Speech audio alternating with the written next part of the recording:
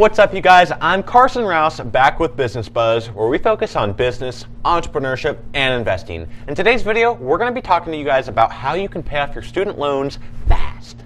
Before we get into the video though, guys, make sure you guys go down and click that like button for us. We are a growing channel, but we still need your help. So first, let's get started by discussing exactly what a student loan is. You got to understand what you're talking about before you fix the problem. Basically, a student loan is money borrowed from either the government or a private lender to help you pay for college. Now, we're talking about a loan here, not a grant, so you're going to have to pay it off eventually, either after you graduate college, while you're still in college, or after you fail miserably after you study paleontology for 1 month. Alongside this loan, you're probably going to have to pay interest as well. However, you're usually only going to have to pay simple interest with college loans.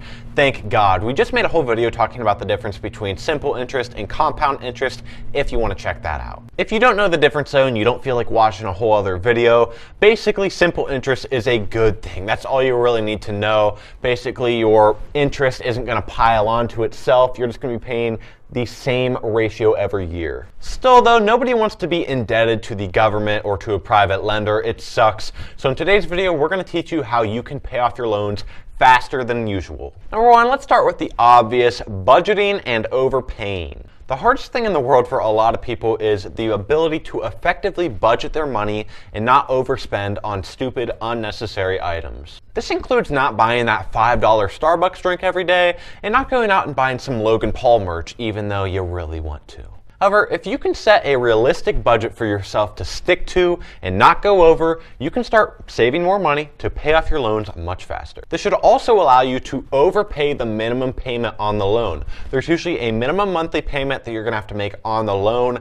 You should only pay the minimum if you have to. Always try to go over to make it easier on yourself years down the line. Now, I'm not saying that you have to go live in a tent and just eat ramen noodles to save money, but be realistic. Cut out some coffee, cut out some unnecessary expenses, and you don't have to use all that towards the loan, but use a large portion of it. Even if you just put aside $25 extra a month, that'll help you in the long run. And if you can do even more, do even more. Any cent extra that you have is only going to help you pay off these loans quicker.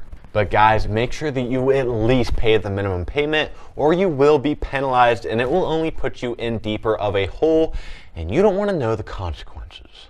I also recommend that you use a student loan calculator that I'm going to be linking in the description. It should help you out. Number two, refinance your loan. Refinancing your loans is a great way to get a lower interest to pay on your loans so you're able to pay them faster. Before you get accepted to be able to refinance your loans though, you're usually going to have to be in a decent, solid financial situation and have a decent credit score. If you're unsure of what refinancing is, it basically allows you to get a new loan from a different company. You're still going to have to pay all the money in most cases, but it's going to be going through a different company that may have a lower interest rate that you're paying on. The company will pay off all of your pre-existing loans and consolidate it into one big loan with a lower interest rate. This not only helps you save a lot of money on interest, but it also simplifies everything, making it way easier to manage paying off your loan because it's just one big consolidation rather than a bunch of little loans. Again though, the only way you're going to be able to get a better interest rate is if your financial situation is solid. In the long run, even a slightly lower interest rate can save you tons of money.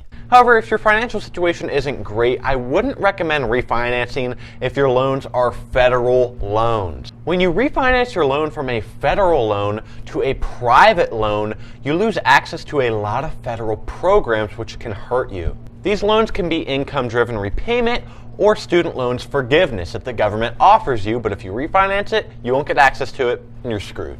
Lastly, number three, tax deductions. Using tax deductions isn't technically a way that you're paying off your loans, but it's saving you money still when you pay off your loans. It's a bit complicated, but I'll get into it. Using tax deductions is not an actual way to pay off your loans, but is rather a way to help you save money, which you can then use that saved money to pay off your loans. So it's not saving you money and paying off your loans directly, but it is in a way. You may as well use the fact that you're losing money on your interest rates to help you out, right? With tax deductions on your student loans, you have two major options. There's tuition fees deduction and a loan interest deduction. The loan interest deduction is probably the best for you though, because it can reduce your taxable income. It does this by subtracting any paid interest out of your income, but it has to be the interest that you're paying on. You can't just pay off a loan and subtract that from your taxable income. It has to be interest that has accrued that you're paying on. This can also go up to $2,500. So if you make $40,000 a year and you pay $2,000 of your interest, you only now have to pay taxes on $38,000 worth of your income instead of that $40,000. It's a tad bit more complicated than this, but this is a good simplification to just show you what it's about. The bad news for you rich folks, though, is that if you make more than $80,000 a year, this doesn't apply to you, and if you're filing jointly, you can't make more than $160,000 a year. But if you're making that much, then you should be able to set aside a good chunk of income anyway to go towards paying off your loans. As for the tuition and fees tax deduction, you can actually deduct up to $4,000 a year. Yes, $4,000 is a lot, and that can help you out a lot, but it really only helps you out while you're in college paying off tuition. Anyway, I hope I helped you college students out there with this. I really hope that you start paying off your loans now. It's important to start paying them off as soon as possible, as soon as you can. So I hope you enjoyed this video. Go down and leave a like if you haven't already. Please subscribe to our channel. We're trying to get to 2K, and I will see you guys next time.